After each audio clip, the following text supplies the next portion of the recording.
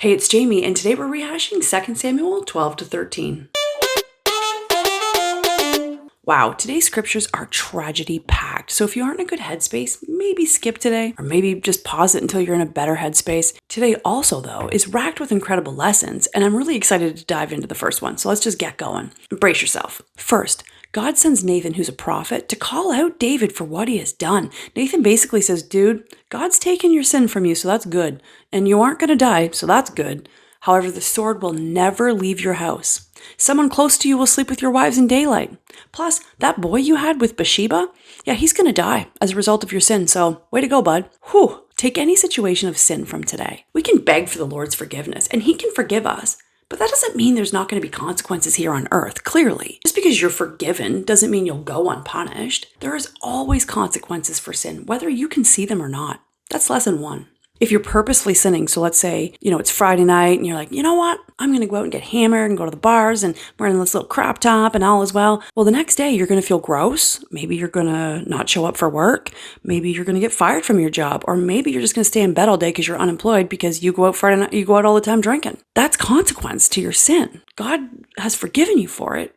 But that's the consequence, right? So you just got to look inside your own life when you sin to find the consequences. And I find it's not really that hard. Okay, on to lesson 2. That was lesson 1. Lesson 2 we find in the death of the child. For 7 days and nights while the boy is sick and dying, David lays on the floor praying his butt off. He refuses food and drink from anybody. He just lays there furiously in prayer. And when he found out the boy, his son, was dead, he got up, got dressed, got his oils on. I think that's today's equivalent of a power shower. And then he went to supper. And everyone was like, what the heck, David boy? You wouldn't move when the boy was sick, but now that he's dead, you're eating and going to temple to worship? David's answer is the lesson here.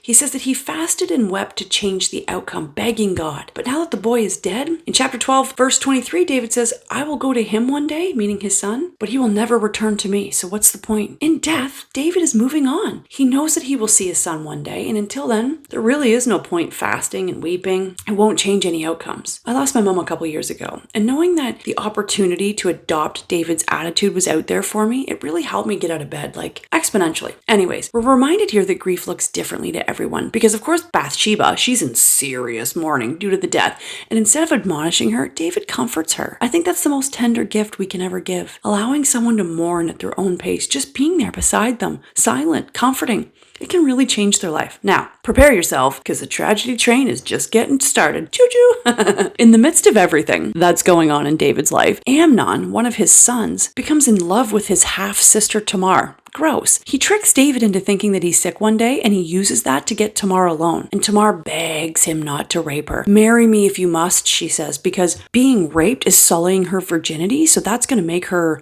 unattractive in those times. That's going to make her unmarriable, undateable in those times. So that's why she's saying, don't rape me, marry me, because if he marries her, then she at least has a shot at life, right? But Amnon, he's like a man possessed, and he just has to have her. So he uses his strength to overpower her, and he rapes her. And she flees, tearing her clothes, because she knows that she's now damaged goods, and she's going to be spending the rest of her life as a spinster. But Tamar has another brother. She's got many of them. Absalom in particular. And when he finally finds out after a couple years what happened, he's furious. And he waits until the right moment when Amnon is alone, and he has his men kill him, leaving the other sons, his other brothers, to flee out of there toot sweet. They all went running. And they went running to David and told him what happened. And of course, David weeps for Amnon. It's his boy, even though he's a dirty sister raper. But he truly misses Absalom because he's exiled himself. Absalom exiled himself to Gusher for the next 3 years because he's not sure how the family is going to take what he has done to his brother back home, because no sin goes unpunished, and Absalom knows that. Amnon rapes his sister. 2 years later, he gets his. Now Absalom, his murderer, has been in hiding for 3 years because of his sin. Are you picking up what I'm putting down here? Next time you're heading for sin and you know it, remember these stories, remember these punishments, and remember that no sin goes unpunished. They're forgiven in heaven, but it's punishable here on earth, right? Let me give you another example. A man cheats on his wife, and then his wife finds out, and the whole family breaks up, and it's this big 2-year-long crazy mess, and the man loses his home and his kids and his job, and he's wondering what the heck happened because all I did was cheat on her. Your sin is being punished. Do you see what I'm saying? So if you dig into your own life, you can definitely find the punishments that were a result of your sin, for sure. Okay, enough lecturing. Jamie, come on. Tomorrow we're diving into 2 Samuel 14 to 15 if you want to read ahead. I hope you have a blessed day. Please comment and don't forget to say your prayers. This is the Bible in a Year theme song.